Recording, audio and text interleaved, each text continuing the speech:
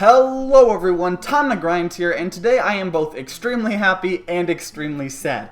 I just got finished making a video analyzing all of the new info we got from some awesome Korean players that, through a bug got access to a public test realm, but as I was uploading it, I found out, right as I started uploading it, we now have access to it. So here we go again. No, but for real, this is freaking awesome. So if you don't know what a public test realm is, it is where anyone, as long as you own the game and your account is in good standing, you can test out Overwatch patches before they come out, and this is the first patch we can actually test out before it comes out. So in order to do this, you just go to your Overwatch page in Battle.net, click on the region account thingy, and click PTR. Once you do that, you just have to install it. So the PTR is for all of the regions except for China, but the servers will be hosted in the Americas region, so if you're outside of the Americas region, then you might have some issues with, lag and stuff like that. And a max of 10,000 people can only be in it at once, so if there's already 10,000 people, you'll be put in a queue.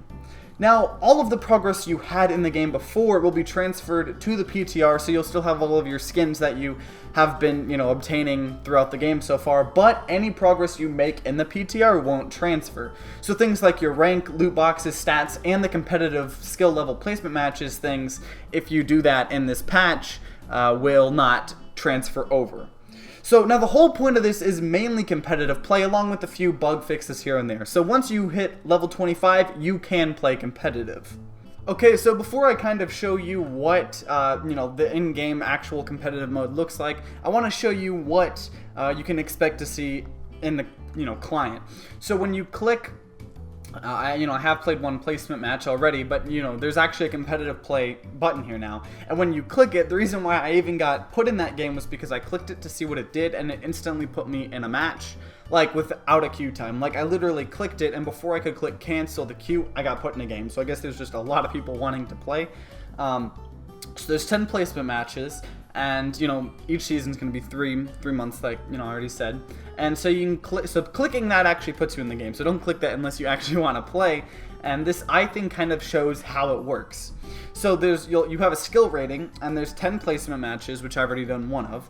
And the skill rating is determined between 1 and 100, and your skill rating adjusts after each win or loss. And there's a lot of kind of in-depth stuff. Like as an example, if the average, MMR, what I'll call it, I guess you could say skill rating. If the average skill rating is higher on the enemy team than your team, if you win, you'll gain more in the system, and if you lose, you'll lose more. A lot of MMR systems work like that.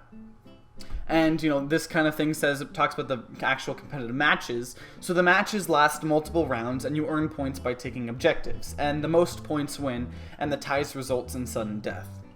And for seasons, so, like I said, there's new seasons every 3 months, and you can earn exclusive rewards, and placement starts again each season. So if you actually want to look at the rewards, you can click this season. So it says there's a, Ilios player icon, a spray, and then you can get competitive points. Now, I'm assuming the player icon and the spray you just get if you do your 10 placement matches. I can't imagine, there being that much, harder to do. Because in Hearthstone, in order to get the card back, all you have to do is get to rank 20, and rank 20 is absurdly easy.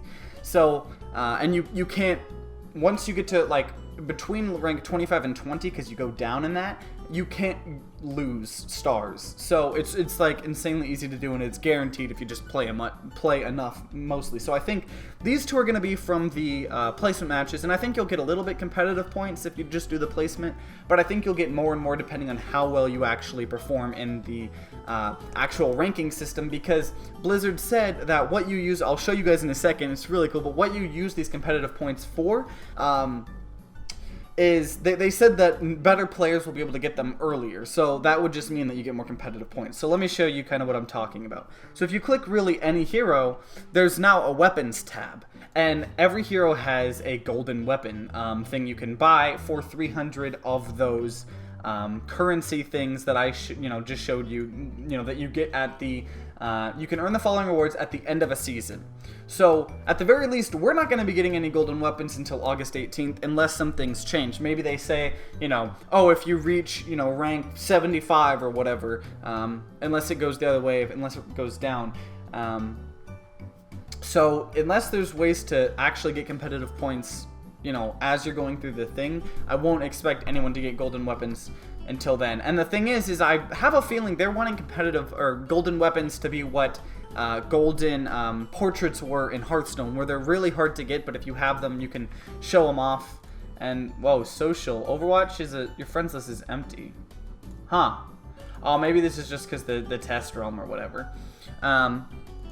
So so like Hanzo has a golden awesome bow. Reaper's was really cool. And they're all 300. So what I'm expecting is, if you're just an average player, you'll probably get maybe like 50 to 100 points, is what everyone's kind of speculating. The thing is, though, is that's going to take like 6 years to get every single hero's golden weapon. And there's more weapons going to be added, so that makes it a little bit more ridiculous. So I think it's going to be a little bit less, maybe. The fact that you have to buy each individual one. Some of the ones, a lot of people have been kind of complaining that some of them just look too gold and too flashy. And I mean, I can admit, like, sometimes, like, this one kind of does look a little too gold. But the thing is it's kind of showing, like, hey, I played, because if you have it earlier on, it's like, yeah, I have a golden weapon, respect me. And it looks pretty cool. So the two examples of ones that look bad are the golden one. This kind of actually matches with the skin, but if I were to pick the classic skin here, and then click, oh, okay, so yeah, apparently you can go between those and see what they look like. I did not know that. That might have already been there. So weapons, if you have the golden one, it kind of looks very off because it changes it changes the barrel. And then, yeah, so it kind of looks off. Now, the biggest example is what I've seen is Diva. And so Diva, if you have the default pink skin, okay, default pink skin, and you click weapons, so there's two types of, I mean, look how off that looks, those golden things. It looks like they were just kind of added to be added. And then, that comes with the golden, that skin. So it's really cool. And Jeff Kaplan also said that they're interested in making other weapons, which I kind of like, because skins are nice, but I mainly pick the skins based off of how much I like their actual weapon. So it'd be nice to kind of just have weapon skins themselves. But I really like these golden weapons so far, and I think they're a really great incentive for competitive play. And I kind of like that even if you're not the best at competitive, you'll still be able to get some of the golden weapons eventually. But yeah, so I'll go ahead and now show you guys kind of what to expect in game. So in game, nothing is very different, except at the very beginning, you can see everyone's kind of average, sort of MMR or skill rating or whatever you want to call it.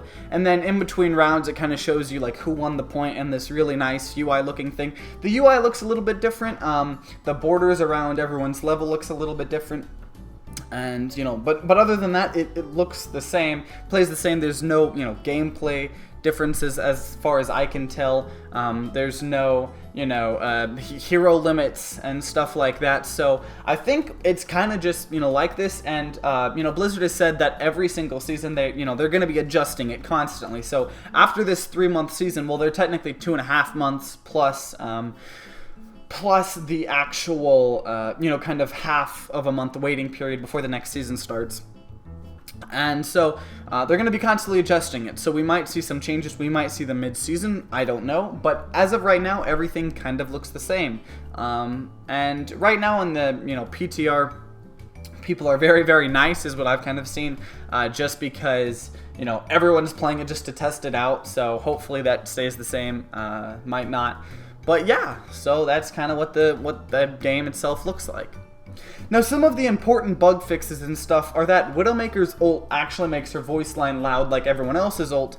There's a bunch of new social options to the hero selection at the end of match screens. The prefer and avoid system no longer exists. I don't know if any of you guys actually used it. I rarely used it unless someone was being, really, really toxic. They also fixed the bug where players joining games in progress could still get a loss and didn't receive their extra experience. And they made a bunch of performance and optimization improvements, and players can no longer be resurrected in out-of-play areas on Ilios. So some of that stuff might not have affected you. Still really, really nice, especially the performance and optimization improvements. Since the last patch, myself and a bunch of other people were getting a lot of frame drops. I lost like 50 frames. I was, averaging around 160 because I tend to play on low everything just because, that's what a lot of competitive people do. And so I get 150. I was getting like 90 that last patch, and so that was kind of jarring. But, so, you know, there's some other smaller changes, and if you want to see all of those, the official patch will be in the description below. And if you enjoyed this quick little news update, then consider leaving a like down below and subscribing to see more Overwatch content and news.